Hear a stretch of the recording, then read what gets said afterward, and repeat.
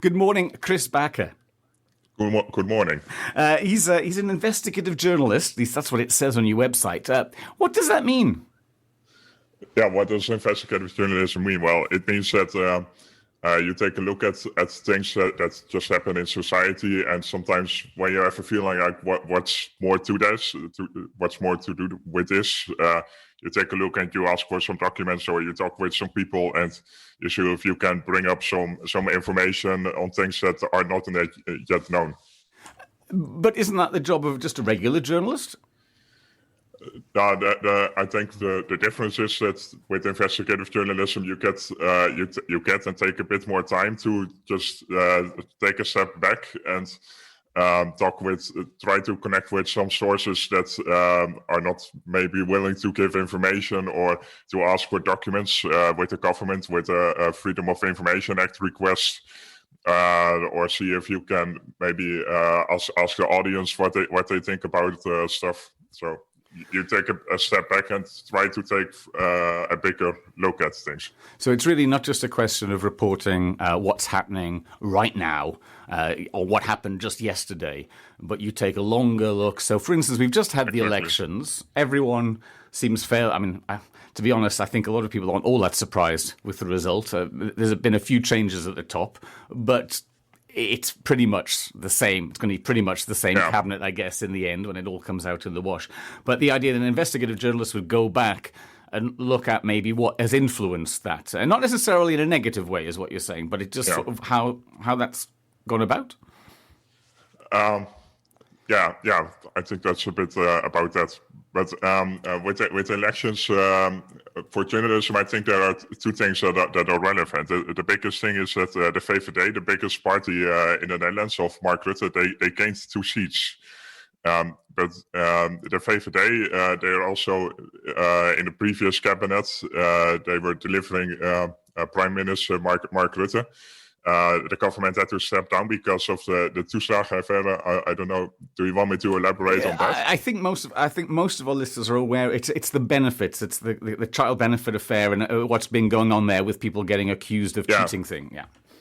Exactly, but the thing with Mark Rutte and the VVD is that they made this doctrine that the government is sharing as few documents as possible, and that all sorts of documents do not fall under the Freedom of Information Act. And I think that's a big problem because Mark Rutte is a prime minister. This whole culture of share as few information as possible is seeping through all layers of the government. It's seeping through to all the ministries. It's seeping through to the provinces and the local governments. And that's the thing that bothers me, that really annoys me in daily work, because a couple of times I filed some Freedom of Information Act request. Normally you have to get the documents within 2 months, but often it takes like 6 months or so. And a couple of times I had the feeling that I got screwed over, that they just completely blacked out parts of the documents that I should have been entitled to, but I ended up not getting. And so that was censored. That was like censored. That was marked censored, out in terms of like, oh, this is too confidential officially. That was the reason I guess they're giving you. It's too confidential, but you think it probably wasn't as confidential as they think. Exactly, and that's the feeling I had with a couple of things. But I cannot put it hard enough. I cannot tell them, no, you should have given me those documents, because I cannot read them because it's all censored. So I kind of dislike that Mark Rutte, they gained 2 seats, despite that they were responsible for the scandal from which the government had to step down. They gained 2 seats, and that I don't like it. What do you think that says? What do you think that says about Dutch society then? I have a feeling that a lot of people just don't care about this whole scandal with the child admissions. I just think many people don't care. And why do you think that? Do you think it's because it doesn't affect them? Because as much as it is a fairly big scandal, it's not. It doesn't affect all that many people. Exactly. I think exactly that. Yes. So you think basically they're just happy to just accept that that's what it is. I mean, when I first came here, I was quite surprised. I came in from Britain. I've been here a long time, since 1997. So it's not like I just arrived. I'm not even sure we had Freedom of Information Act back in 97, back in the UK even. But they did come along fairly early. So the government over there, as much as they also get criticised for not necessarily giving out the correct information on time as well, they get the same criticisms, but they do seem to be a little bit further along. It seems it's quite new to the Netherlands. Do you think that's part of the problem?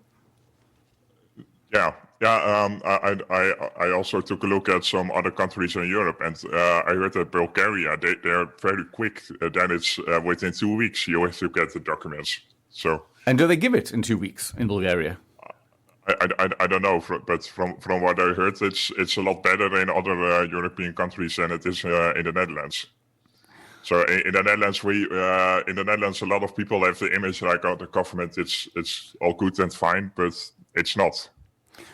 You say it's not. That's quite a statement. That's quite an accusation. Not in all parts. In some parts, the government is doing good, but in terms of Freedom of Information Act requests, they're not doing well, in my opinion. And also, there's some other areas in which the government is just not doing well, in my opinion. Yeah, but I mean, from a journalist's point of view, you have to look at it fairly independently and try not to be too politically motivated, even though you may not necessarily agree with their own politics.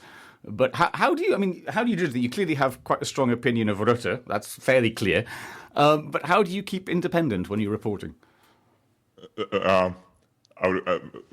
Reporting on, how do I keep you independent while reporting? Well, how do you try to not necessarily take a side? Obviously, you're looking at the government.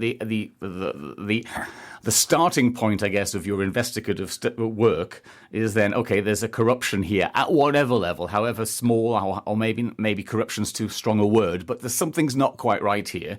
So I get that you're not necessarily going to give them the benefit of the doubt every time, but at the same time, you've got to give them an opportunity to put their side of the story. Yeah, of course. So always I'm just looking objective look at whatever's happening. If it's documents that I'm getting, I'm always taking an objective look at it. Or if it's sources that I talk to, I always try to make an objective view of it. And well, there's always this thing with journalists that people ask me what I vote, and I never tell it because it's completely irrelevant what I vote. Because if something happens, if it's politically sensitive, I look at it with the point of view that I want to see first what is it, what's the significance of this thing that I'm seeing, how important is it, and from an objective point of view, should I report on this or not? So I try to take objective view always, and my personal opinion, I keep that to myself. I guess if they're having to ask you which way you vote, it means it's not obvious from your writing or from the pieces that you do, so you must be taking a fairly balanced approach to the work, I think. So. Yeah, but there's one thing about, well, we just talked about the VVD and the elections. There's one other thing with the elections, and that is that Forum for Democracy, they went from 2 seats to 8. And well, Forum for Democracy, they're a right-wing party in the Netherlands. I don't know. Do you ever walk on the street, or do you ever go to places and report on things where people don't like journalists? Occasionally, I suppose we've all had that. We've all had that somewhere where kind of I'll get journalists, keep your nose out and things like that. It normally means people are trying to hide something.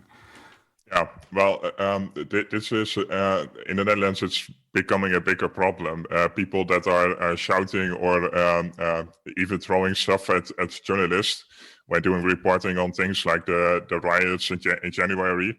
There was one journalist who just got a stone thrown at his head, and in my opinion, I think that some politicians, they are inciting people against journalists. Like we have Thierry Baudet saying trial by media over and over again. I don't know if that's directly leading to violence or hate speeches to journalists, but it's not helping. So basically, he's trying to be the Donald Trump of Dutch society, upset people by throwing in accusations which are not necessarily founded in the slightest, but he's going to throw them in, and you think he's working people up. Yeah. Yeah, I mean, you said you're a freelance journalist, you're investigative. Do you feed into the mainstream media in that case? So the likes of NOS, RTL News, and the newspapers as well, all the main dailies. Yeah. I'm now a journalist at a local broadcasting company here in Groningen, and I started here 2 weeks ago. I'm now working on a project about poverty in the municipality of Groningen. So for the rest of the year, we're going to take a look at what poverty is and how the government is handling this issue. So when you go in, so you're working for, let's call it the mainstream media in that sense. So you are experiencing these issues that you're talking about, where not necessarily that someone's thrown a stone at you, but you've had abuse as well, have you? Well, not really abuse, but in January we had these riots. There were riots in Eindhoven, and at the time in January I was working at the local broadcasting company in Eindhoven. So I was at the riots, and I just put all the things that make me recognizable as a journalist, I put it all away. I went to the rioters. I was at the front line of the rioters, and I was just doing a report with my cell phone, just live streaming on Periscope and those kind of things. But for 15 minutes, I was recognizable as a journalist because my colleagues, they wanted some videos for with interviews. So with the cameraman, we were recognizable for 15 minutes as a journalist, and people were shouting at us, saying, "Oh, the media is lying again here," and they just didn't like us. And I mean, I was about to say, what do you think causes that? But you've kind of said it, because you said you think it's the likes of the right-wing politicians accusing. It's not the only thing, but I think in certain groups there's just distrust to the media, and I would really like to be able to talk with these people and ask, how can we give you the feeling that we are representing you as well? But some people, they are just really into their narrow vision with the media are bad, and it's not possible to talk with all of them. It's never going to change. They've already made their mind up, basically. Yeah, they're not there. Yeah, not all made their mind up, but with some people, it's just very hard to communicate. Like, okay, you say that journalists are bad, but what is it that we need to do better? How can we give you the feeling that we are also representing you? That's kind of difficult. It does sound. I mean, it does sound like quite a challenge, I have to say. I mean, I think one of the criticisms I have of mainstream journalism, and this is, to be fair, this is not aimed at the newspapers, because, like a lot of people, I don't read as much newspaper as I used to read in my youth. But like radio broadcasting, TV broadcasting, also a lot of the internet sites from the big broadcasters such as RTL and NOS. Even teletext, and it's still around. The stories will often get reported, but they don't necessarily get. I mean, this is what I was talking about at the start. Investigated. Now, I'm not talking about what you would necessarily call investigative journalism, or maybe is even the definition. But a lot of it just seems, well, that's clearly taken directly from the press release, and no one's questioned anything. Yeah, that's exactly one of the problems now, and it's also because real investigative journalism takes a lot of time, and time is money, and there's always no money in journalism, so that's one of the issues. Yeah, I mean, it's as simple as that. Yeah, there is a story this morning about some of the large companies with lots of smaller organizations, lots of Dochterondernemingen, as they call them in Dutch. Yeah. A lot of them taking government funds for the corona crisis, the NOW rules and stuff like that. They've actually managed to take something like that. And yet at the same time, these huge companies are giving out money, dividends. They're paying dividends to shareholders. Now, that's reported. It is definitely worth reporting. It should be reported. But the last line of the report basically says the government did try to stop this from happening earlier, but it was seemed that would happen at the cost of jobs. And there is, firstly, no explanation why the cost of jobs should be affected by dividends being paid. Yeah. And the report itself doesn't even comment on that strangeness of the fact. So that would be exactly a hook that an investigative journalist would read in a newspaper or read on the website or whatever, and might think like, oh, is this really correct? And that it might be a start of an investigation. You see, and that's why I started our conversation today with what is the difference? Because to me, when you read that, any journalist should ask, well, that doesn't sound right. I just need a bit of explanation. Maybe it is. Maybe it's absolutely correct. But then just explain it in one further sentence, which explains the economics of that statement to people or something. It seems a bit weak sometimes. Do you think that is why people get so upset with journalists? Is that adding to the problem because they're not? It's not helping. So, what's your message for the likes of NOS and RTL when it comes to this kind of thing? Do you have a message for them? No. Not because you still want them to employ you as a freelance journalist. perhaps in the future, but no, I don't have a message for them. But I mean, obviously, you must agree that they need to actually, where they can and where they can afford the time and the money, that they should be investigating this themselves as well a little bit further. Yeah. Damn Daily for good music and your local news. 9 to 11 on weekdays or on demand. How are you coping with the curfew and everything, Chris? Well, actually, it's not that bad because I was not often going out in the evening, except when going to bars. But those are closed for the year anyhow. But the only problem I had with the curfew was beginning of March. I was moving back from Eindhoven to Groningen. And then you have to drive for 3.5 hours or so. So it was a bit tight, but in the end we ended up making it before 9 in the evening. So I'm not having big problems with it, but it would be nice if we can do more stuff again. I think everyone's in the same position, aren't they? Everyone wants to go out, but they kind of know that going out now is probably the wrong time to do it. Yeah, but Chris, what are you missing most during this lockdown? What am I missing? I think I'm not missing. I'm similarly with the curfew. I'm also thinking, well, who cares? Whatever. Never went out all that much at 9. It's a bit awkward having to do it. Be back at 9. You know, it's like 9:05 would have been fine as well. You know, it's the actual fact there's a deadline that feels a little bit awkward for me. But I understand why it's there, and I'm not doing anything I shouldn't be after 9 o'clock. I mean, absolutely, we're all locked up. I think that to me the biggest problem has been the fact that it is restrictive, even though, as I say, you may not necessarily want to go out and do it. You know, it's the fact that you see a friend and you want to have a drink, or you see a friend that you haven't seen for a while and you want to hug them. You want to, it's nice to see you again. Yeah. That would be great. And it's just every time you can't do that, you're reminded that we're not that much further along. And now that we've had things going on, like with the drugs being suspended, the vaccine being suspended this week, I mean, I've been very supportive of what the government has been trying to do. I understand. I may not have agreed with everything, but I understand where they're coming from on it, and so I've stuck to the rules.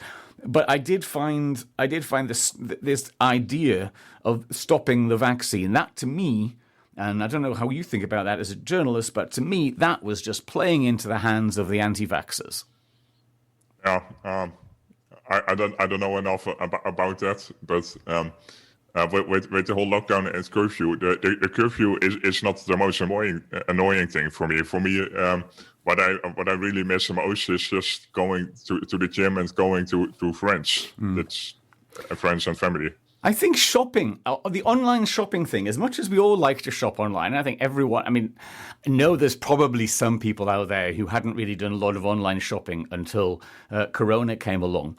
But it's not so much the shopping that you know you want. So groceries, you know what you want roughly. You've been around the supermarket 3 million times in your life. You know exactly where everything is in Albert Heijn, because you have to know where it is, because there's no signs telling you where anything is. You have to know exactly which shelf it is on and which aisle. So you can find that. And similarly, when you're shopping online, it's easy enough. But when you want to be inspired, if you're doing home decoration, if you're thinking, I wonder what, I need a bracket to fit onto that wall and to hold that in place. I don't even know what the bracket's called in English. I'll never know what it's called in Dutch. I don't even know what it looks like, because I want to be inspired to, I could use that. It's that kind of frustration that I have with it. Exactly. That's also the two things that annoy me, because I moved to this home like three weeks ago now, and I still need some plants, and also need some garden furniture for my balcony. And those are two things that it's just not good to shop it online. You have to go to a store and see what does it look like, those kind of things. Yeah, and that's exactly. And you're talking about things for your home where you're being obliged to stay. It's not like you're looking at the little luxuries in life. Generally speaking, somewhere that you could do without a balcony table for a year. Well, you probably could if you were allowed to do other things. But actually, your balcony table is going to be your terrace and your restaurant and everything else over the coming few months as well. So, give it a go. Exactly. Yeah. So you haven't been too affected by lockdown? Well, not by curfew. That's not affecting me a lot. But the lockdown itself, well, it is affecting me. The two things I miss most is going to friends and family, and also going to the gym. Because before lockdown, I used to go to the gym like 3 or sometimes 4 times a week. And for your own health, it's also good with the testosterone, and dopamine, and other hormones. So I kind of miss that. And I guess also just even doing your journalism. I mean, you can look someone in the eye as we're doing over a Zoom channel or something, but it's not quite the same feeling. If you're trying to work out if they're lying or not, it's maybe not quite the same. Yeah, it's not the same. But yeah, sometimes you just go to places and meet people outside. So yeah, that's not that difficult. Yeah. I think. However, the lockdown is going to have a big influence on journalism or in working in general, because before COVID, employers were always very reluctant to let people work from home, because they were thinking that they will get too distracted and it's not going to be productive. But now that we are forced into this situation, a lot of employers inside and outside of journalism are figuring out, this is working out really good actually. So maybe we can keep on doing this after Corona. So I think the lockdown, I think Corona is going to have a lasting impact on the way how we look at working at home. Is that that going to be a good thing to continue working from home, or do you see problems with it? I see problems with it, but I don't know if it's a good thing. It really depends on the personal situation of someone, and the employer and the job and everything else. Exactly. I guess as well. Yeah, I mean, I think it's fine if you've got a little office at the back of a house or a spare bedroom that you can go and lock yourself up in, but not everyone has that facility. Some people have got 3 kids bouncing on their lap and absolutely nowhere to do it. I've seen pictures of people literally sitting at kitchen tables with 2 children on their laps at the same time and trying to get in and do their home working at the same time. So, exactly. What's the first thing you're going to do when lockdown opens up? The first thing, when everything completely opens up? Well, I don't know what completely is the problem, because we don't really know when that's going to be. Yeah. I mean, this is the kind of it could be. But the first thing I think is just going to organize a party with some friends, and then also go to my parents and other family and stuff. So that's the first thing. So and for you? I think one of the first things I would like to do is get back over to the UK. I hadn't been over for about a couple of years, 3 years anyway. And then I planned last year, I did want to go and I actually wanted to go down to Portsmouth. So I have some family down in Portsmouth, not very much. I don't really see them very much at all. But it wasn't actually to see the family. There's a whole story about a submarine, an old British submarine called the HMS Truculent, which actually sank in the Thames estuary during peacetime, and I had a great uncle died in that tragedy, and as a result of that, because actually they didn't drown. Most of them got out and got onto the sandbanks, but then the tides came in and they drowned in the sandbanks, and people couldn't see them in the dark because it was too dark to see them. So they were standing like waist high in the freezing water. They didn't have a lot of time, but they were out and alive. But then it was too dark to see them. So there is something known, it was the HMS Truculent. There's something now known as the Truculent Light, which is on the back of every submarine that comes out of the UK. And that is because of that tragedy which happened. So it's all reported in the Royal Navy Museum in Portsmouth. And my idea had been to go and see that last year. So when this all gets sorted out and we can travel again, that is one of the first things I'd like to do. So. I never heard about this story. It's quite amazing. Well, I have another uncle who had a similar tragedy. Everyone thought he'd died in an accident, but actually years later, it was discovered they'd been captured by a German vessel because it was during wartime. They had been taken to a prisoner of war camp, but the only way that the British intelligence even knew that people had survived this crash was actually from a Dutch captain who had also been taken prisoner of war, but he got out. He managed to tell people that all these prisoners had arrived from this ship, and there was a Dutch guy who actually I would have loved to have looked him up because effectively he made my aunt aware that her husband still lived, but he died around about 10 years ago, so just missed him unfortunately. So Anyway, what have you? Can you tell us anything that you're investigating at the moment, or does it have to stay hush hush at this point? Sorry, that's to say. I told you that for the rest of this year, I'm working on a project here in Groningen about poverty. Mm-hmm. Yesterday, I made a thread about that on the Netherlands account. I can see if I can look it up, but we'll have a look for that. Or if you send it to me, we'll pop it up on our site or something. We'll put it on one of our feeds. That's fine. I have the thread here. I will now send it to you. Okay, but but what you're then looking at on this is basically the poverty which is going on, and you'll be looking at why is it happening, and the why I'm guessing is a rather general why, because really that will include who caused it and what did they do and what were the local policies which actually made this happen. Is that the kind of thing? Yeah, exactly. Well, the first thing is the first thing we're looking at is actually what is poverty, because I'm now in the phase of just reading a lot of documents and also drinking coffee with people. Which is also a very important thing in journalism, just to drink coffee with people. It's underestimated how important that is for journalism. But which is probably affecting you as well with the whole lockdown, because drinking coffee has become harder. You can only have one coffee a day. Exactly. But one of the things that shocked me was that with people that live in poverty in the Netherlands, 85% of them have debts to the government. So there's this whole image that lives in society that people that live in poverty only live in poverty because it's their own fault. But that just is not accurate. Often it's the government that is trying to collect bills or taxes.